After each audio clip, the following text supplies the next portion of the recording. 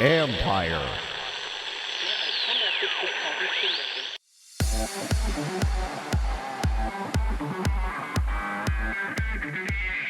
The wearable can provide data that we didn't know we needed. Respiratory rates, the number of breaths that you have in a minute. It's a very boring statistic, typically. It never changes. But what we were able to find in partnership with CQU and Cleveland Clinic and some other research institutions is that if your respiratory rate jumps and is very elevated, it's a predictor of COVID-19. That's Will Ahmed, CEO at Whoop, where they're finding metrics that not only improve performance, but might even save lives. This is the Future Sport Podcast. I'm Bram Weinstein.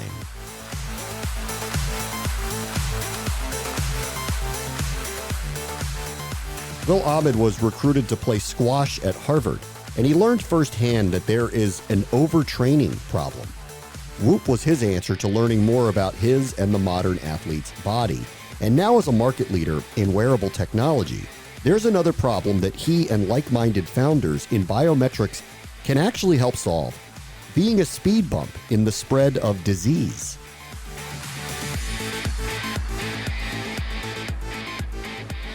Our guest this week is Will Ahmed, the founder and CEO of Whoop, which has developed all sorts of next-generation wearable technology. Hi, Will. How are you? Thanks for joining us. Thanks for having me on. What a strange year. I like to kind of ask everybody at this point, how's the year been for you? What's life been like in a pandemic for you? You know, I've been healthy. My family's been healthy. Whoop as a business has done quite well during the year. So I think with all of that in mind, I'm incredibly grateful. So this year, obviously, this is an unusual time.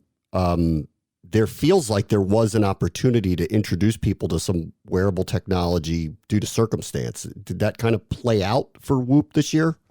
Well, we've seen in the last 3 years, I think people making a shift towards caring more about their health and recognizing that wearable technology can help them understand their bodies. You know, our mission at Whoop is really to unlock human performance, which is to say that we believe we can improve your health by wearing Whoop.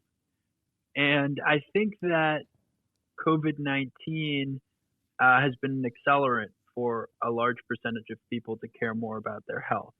Obviously, when you have a global pandemic in the form of a virus, and that virus self-selects in part by the level of your immune system and other risk factors about your body, it just makes the population at large wonder, am I healthy enough? And Yeah. I think the other thing that's amazing about COVID-19 and scary about COVID-19 is you can literally have the virus but not feel anything, and give that virus to someone else, a loved family member or a friend, and it has a huge effect on them, could even kill them, right? And I think that is a phenomenon is shifting consumer psychology as well, to recognize, okay, maybe I can't feel everything that's going on in my body. So much of the founding principle behind Whoop was this idea that feelings are overrated. In fact, there are secrets that your body is trying to tell you that can be measured through physiology. And that's a lot of what we do, is we help people understand things about their body that they otherwise might not know. Could you give an example of that where you you tested that theory that feelings are overrated, where maybe there's something that people can consider and think about and say, I understand what he's talking about there? Well, I founded Whoop in part because I experienced this as a college athlete, where I used to overtrain. So overtraining is where you get fitter and fitter, and then all of a sudden you realize that your body's fatigued and you're tired and you're not fit at all. And that's a profound example of you can't feel the limits that you're pushing your body. Many executives who may be listening to this call have experienced burnout at some point in their career. Yeah. And what that is again, it's not recognizing that your body is on its brink. And you know, the more important example I think today is around COVID-19. Whoop measures a statistic called respiratory rate, and an elevated respiratory rate we've shown can be a predictor specifically of COVID-19. Respiratory rate's the number of breaths that you have in a minute. It's a very boring statistic. Typically, it never changes. But what we were able to find in partnership with CQU and Cleveland Clinic and some other research institutions is that if your respiratory rate jumps and is very elevated, it's a predictor of COVID-19 because, of course, COVID-19 is a lower respiratory tract infection. And I would encourage people to just Google this around whoop and respiratory rate and COVID-19. But it ultimately shows that, indeed, this is a very important statistic. For example, Nick Watney.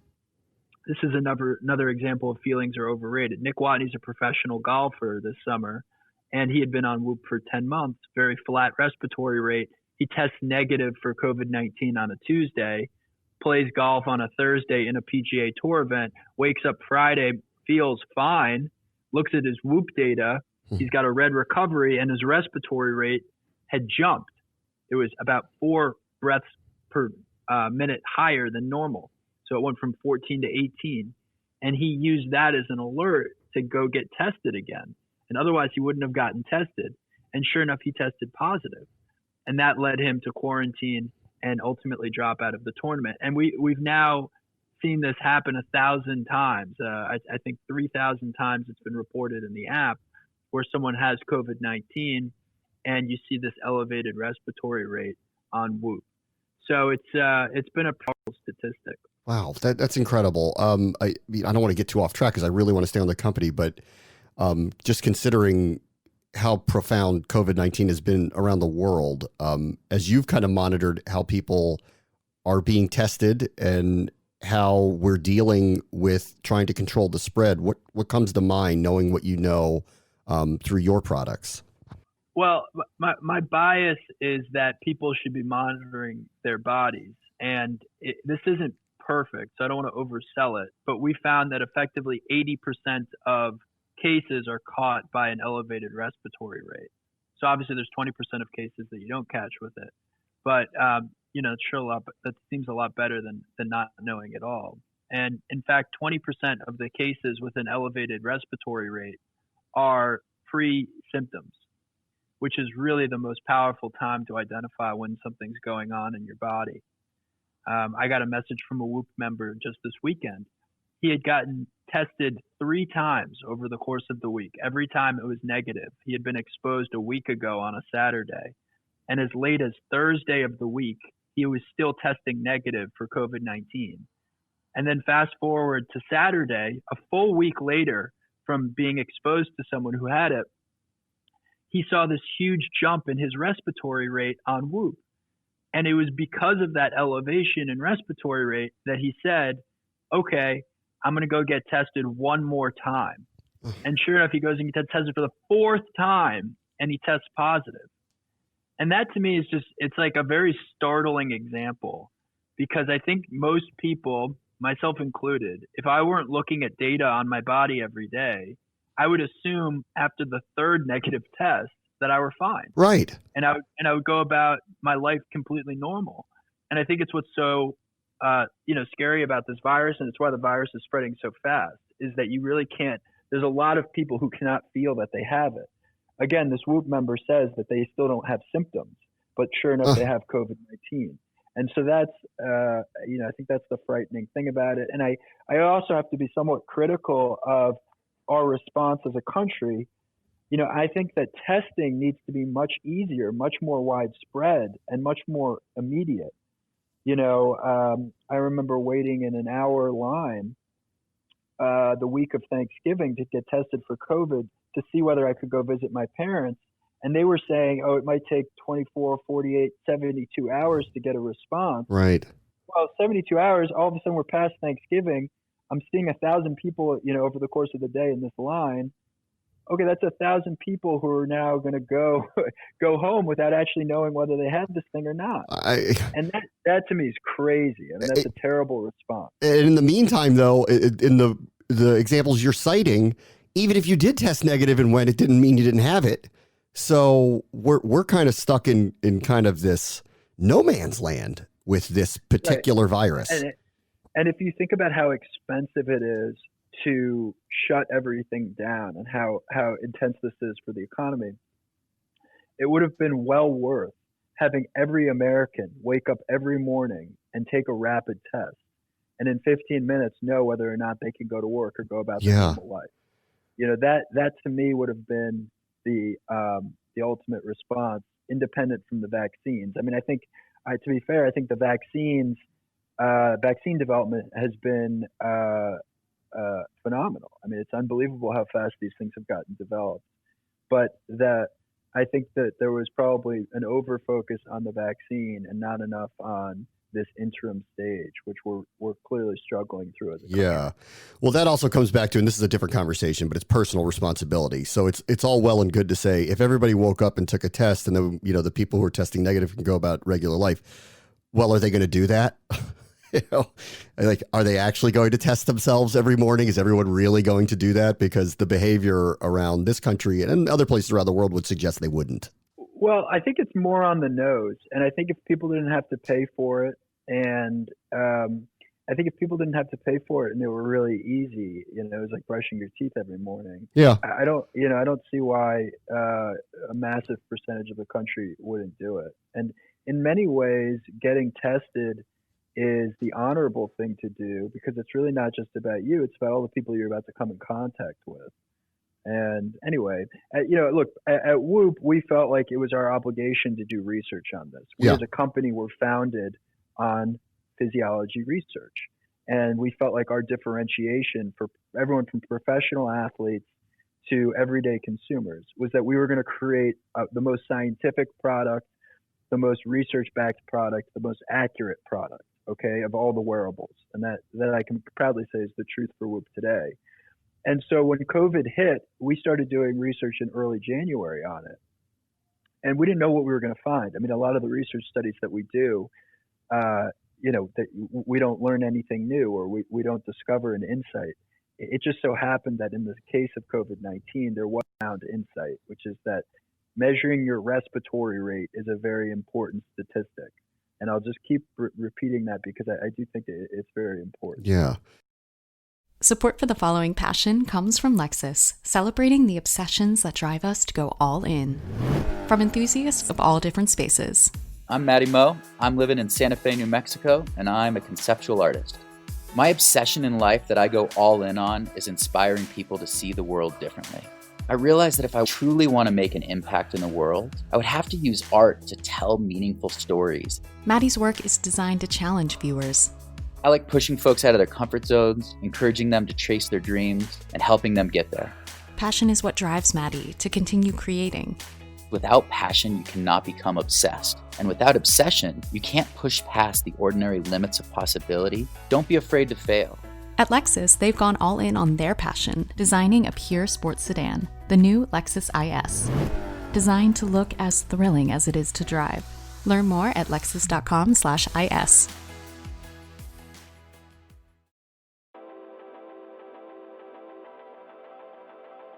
So into the future, clearly this is not the last new virus we will deal with. Do you think for companies like yourself and others in the medical community that wearables will play a role in trying to handle the next virus differently?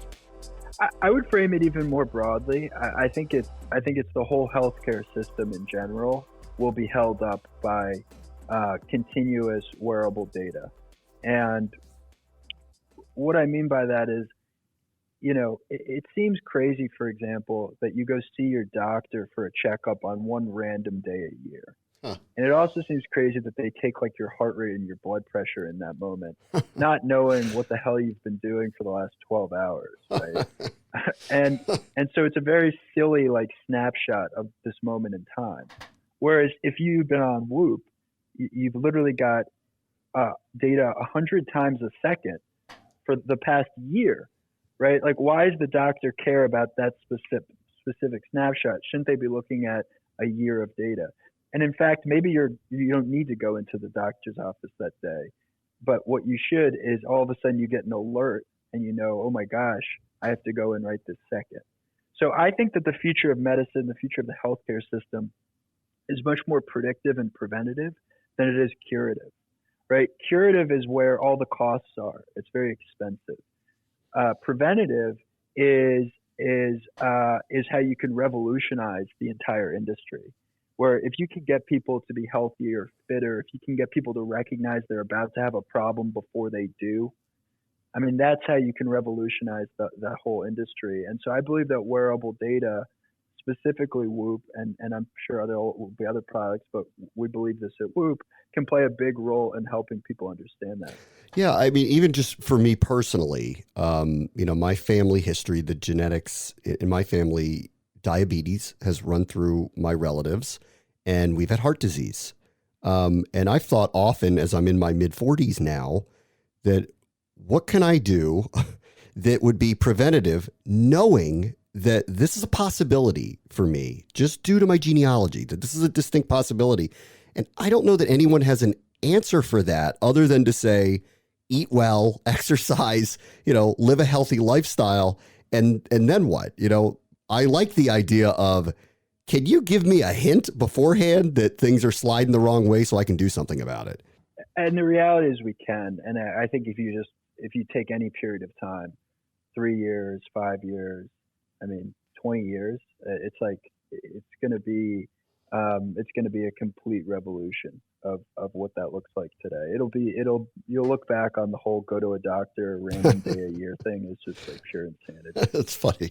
I never thought of it that way. It just felt like something you had to go do, but it isn't the dentist. That's true. I mean, it's unusual. Yeah. Yeah.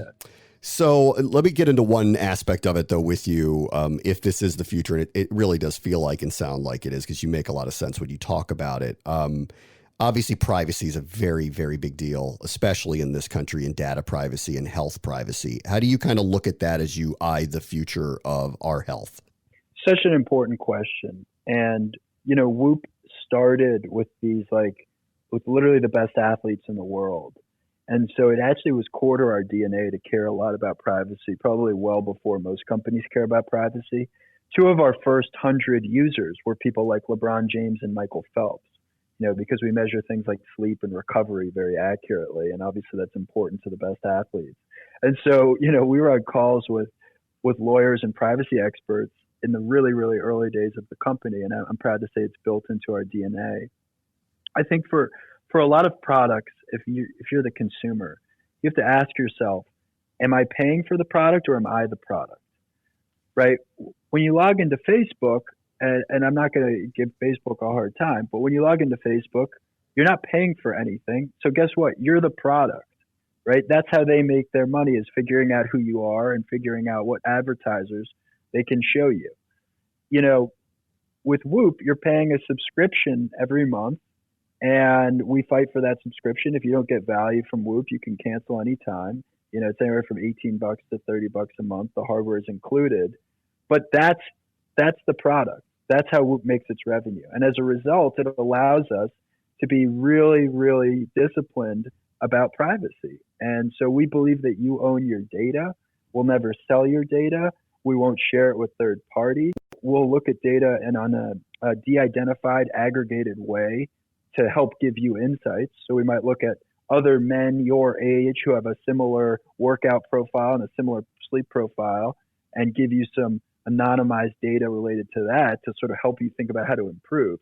But your personal data will not be shared with third parties. And I think that's a very important differentiation for Whoop. Yeah, because when this all started with the wearables, and I heard about professional athletes wearing them, I just kept thinking, man, there's millions of dollars on the line for them. And if there is some kind of metric that frightens off a team or a league to pay them because they're seeing something that you wouldn't see on the outside, that would seem to be dangerous. And just for the average run-of-the-mill consumer, I guess my fear would be that if insurance companies had all of this data, how would they treat that in your coverage? And I guess you guys have thought through all of that. I think it's the early stages for that, but my sense is that that's the type of data that could decrease insurance rates because you would be able to demonstrate good habits or improving habits. But at the end of the day, my point here is that it should be the individual's choice, whether an insurance company, whether a trainer, whether a doctor, whether anyone can see your data. And I think a lot of other companies, a lot of other platforms aren't taking that nearly seriously enough. I mean, I think the ship has sailed on people understanding that wearables are out there, but just for the sake of people who are listening to this and hearing what you're saying, let's put aside viruses and all these big level issues about wearable technology and data and all that stuff. What do you want customers to know about Whoop and wearable technology if they're still kind of nascent to the idea of using it in their life? Well, first of all, I'll say this. Not all wearables are created equal. In fact, they can be very different. And I think Whoop is very different from anything else in the market. We've created a very small sensor that you can put on your wrist or your upper arm. It's mostly material, so it doesn't even look necessarily like a piece of technology. And it samples the most data of any product in the market. And that helps give you feedback on your sleep and how your body's recovering, the activities that you do, the workouts that you do. And Whoop is designed to be a 24/7 life coach, where we'll look at all these different behaviors in your life, diet, the way your lifestyle is evolving, and we'll give you feedback on what you should change or what you should do. So what makes Whoop unique to the market is that we've been able to show that Whoop can change behavior and improve health. If you've been on Whoop for over 6 months, you have a declining resting heart rate, you have an increased heart rate variability, you're getting higher quality sleep, and you're getting more restorative sleep. So that's a very powerful phenomenon, and I think that's probably the hardest thing to do in the space. It's not just have someone wear something, but it's have them actually be able to leverage that information to be healthier.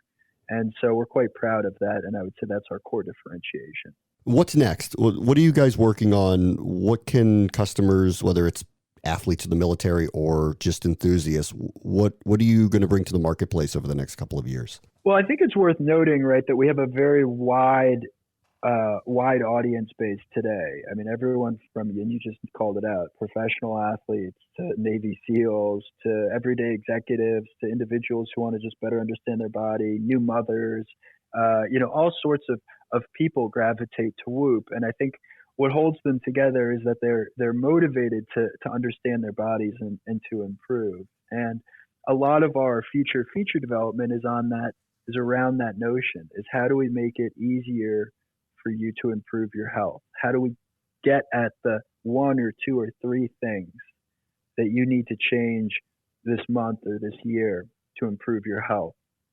And often, they're very slight, nuanced things. We're not talking about some kind of profound shift. We're talking about little things that you realize, you make this tiny change and all of a sudden you feel like a different person. Will Ahmed is the founder and the CEO of Whoop. Thank you so much for the conversation today, Will. All right. Thanks for having me. Support for this podcast comes from Goldman Sachs. What do Goldman Sachs experts and leading thinkers have to say about trends shaping markets, industries, and the global economy? Stay informed with the latest insights from Goldman Sachs on the economic and market implications of COVID-19. Available on our podcasts at gs.com/COVID-19 or any of your favorite podcast platforms. On the next Future Sport podcast, as the NFL playoffs get to championship weekend, a new league is ready to put the control of the action literally in the hands of the fans. The fans choose everything from all these branding elements of the teams. They're naming the teams. They just landed on Trevor's team's logo, the mascots. They make personnel decisions week to week. They're drafting each week. And then fans actually call plays in real time. Co-founder Patrick Dees and new Mets pitcher and investor Trevor May join us to discuss the thought behind the fan-controlled football league. That will do it for this episode. As always, the future is now. This is the Future Sport Podcast. I'm Bram Weinstein. The Future Sport Podcast is brought to you by 3 Advance, developers of sports tech apps that are AI-powered and UX-focused.